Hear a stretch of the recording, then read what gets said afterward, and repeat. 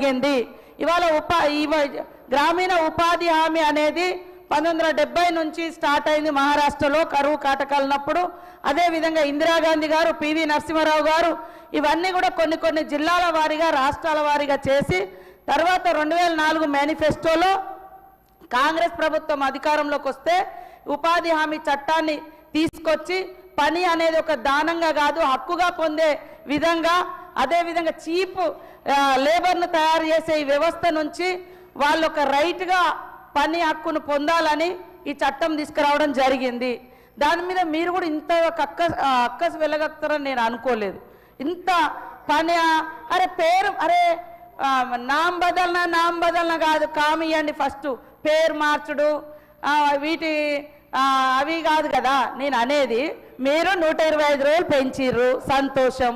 ఆ 125 రోజులు రాష్ట్రం మీద ఎందుకు వేయాలి? రాష్ట్రం మీద వేసినప్పుడు కనీసం ప్రజాస్వామిక వ్యవస్థలో ఉన్నాం కదా, రాష్ట్రాల ఒపీనియన్ కూడా తీసుకోవాలి కదా.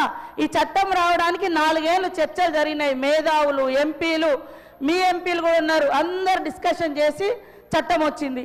తీసేసేటప్పుడు మాత్రం 4 రోజులలో ఒక కలంపోటుతో మీరు తీసేసారు.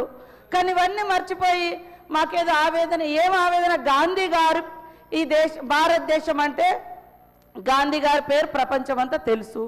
ఆయన గ్రామ స్వరాజ్యం కలల రాజ్యం కోసం మేము ఈ చట్టం తీసుకొచ్చినాం. మీరు ఆ పేరు మీద అంత ద్వేషం ఎందుకు? అంత పనివ్వండి, నామ్ బదలన నయ్యే కామ్ దేజే కామ్ ఇయ్యరు అని పని పెంచకుండా మమ్మల్ని పేర్లు మార్చి ఉల్టా పల్టా మాట్లాడడం కరెక్ట్ కాదు. ఇంకోటి నేను అనేది, మీరు అన్ని పెంచి 4% బడ్జెట్లో ఉండే ఉపాధి హామీకి మీరు ఎందుకు బడ్జెట్ తగ్గించారు? బడ్జెట్ తగ్గించుకుంటూ వచ్చి పని దినాలు పెంచుతున్నామంటే అందులో ఇవ్వడానికి పనే లేదు. పోయిన ఆర్థిక వ్యవస్థలో తెలంగాణ రాష్ట్రానికి 12 కోట్ల పని దినాలు వస్తే ఈసారి 6 కోట్ల పని దినాలకు తగ్గించారు. పనే లేదు చేయడానికి ఆడ. ఇంకా మీరు అంటారు వ్యవసాయ కూలీల మీద. ఎస్, మీరు 60 రోజులు ఎందుకు బంద్ పెట్టాలి? 60 రోజులు కూడా ఇదే కూలీలతోటి వ్యవసాయం చేయించండి, రైతులతో అనుసంధానం చేయండి. అప్పుడు రైతులు సంతోషంగా ఉంటారు, కూలీ వాళ్ళకు కూడా కూలీ దొరుకుతుంది కదా. కోత పెట్టడం ఎందుకు అన్నా? మీరు చేసేదంతా ఈరోజు కార్పొరేట్ కంపెనీలకు చీప్ లేబర్ను అందించడం కోసం జరుగుతున్న కుట్ర. పేదోడికి పని దొరకకుంటే అప్పుడు నాకు ఇంత రేటు కావాలి అని అడిగే బేరం ఆడే శక్తి పోతుంది. ఎంత పని దొరికితే అంతకెళ్ళిపోతారు. అప్పుడు ఇవాళ పెద్ద ఎత్తున అటవీ ప్రాంతాలలో మైనింగ్ కోసం విధ్వంసం జరుగుతుంది. అక్కడ చీప్ లేబర్ కావాలి, కార్పొరేట్ కంపెనీలకు చీప్ లేబర్ కావాలి. అందుకనే తప్ప నువ్వు రాష్ట్రం మీద భారం మోపేటప్పుడు రాష్ట్రాల ఒపీనియన్ తీసుకోవాలి కదా. నువ్వు ఇస్తావా ఇయ్యవా నీ ఇష్టం. ఇయ్యనప్పుడు నువ్వు మా మీద భారం మోపేటప్పుడు మా అభిప్రాయాలు కూడా, రాష్ట్రం యొక్క అభిప్రాయాలు కూడా తీసుకోవాలి కదా. మీరు రుద్దే అధికారం ఎక్కడిది? అది రుద్దడం అంటే అది ప్రజాస్వామ్యానికే విఘాతం కదా. ఆర్టికల్ 47 ప్రకారం భారత రాజ్యాంగంలో పని కల్పించే హక్కు ఈ ఉపాధి హామీ యొక్క చట్టం రావడంలో ఆర్టికల్ 41 ప్రకారమే మరి ప్రతి ఒక్కరికి కూడా పని కల్పించాలనేటువంటి చట్టానికి ప్రతీకనే ఈ ఉపాధి హామీ చట్టం. కానీ దాని మీద దాడి చేస్తున్నారు. మీకు అంబేద్కర్ నచ్చాడు, మన గాంధీ గారు నచ్చారు, ఇంకెవ్వరు నచ్చారు? మీకు మీరే నచ్చుతారు అదాని అంబానీలు తప్ప మీకు ఏ పేదో నచ్చాడు, ఏ అడవి బిడ్డలు నచ్చారు, ఏ నిరుపేదలు నచ్చారు, ఏ నాయకుడు, ఏ మహనీయుడు నచ్చాడు? ఎవరి కోసమే మరి మీరు చేసేది? ఇదే నా పద్ధతి? ఏ మహనీయుడు కూడా నచ్చారు అయితే ఇంకే ఎవరు?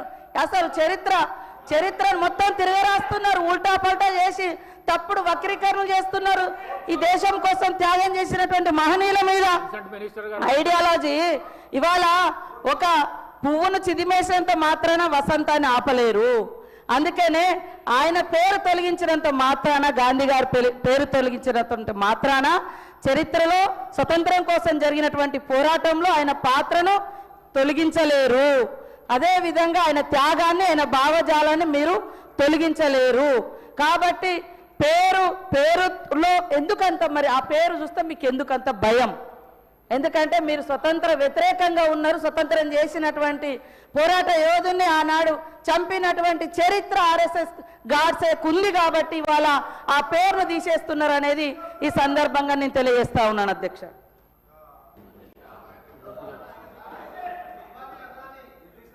అధ్యక్ష ఇది ఎంత అన్యాయం అంటే అధ్యక్ష ఇంటర్వ్యూ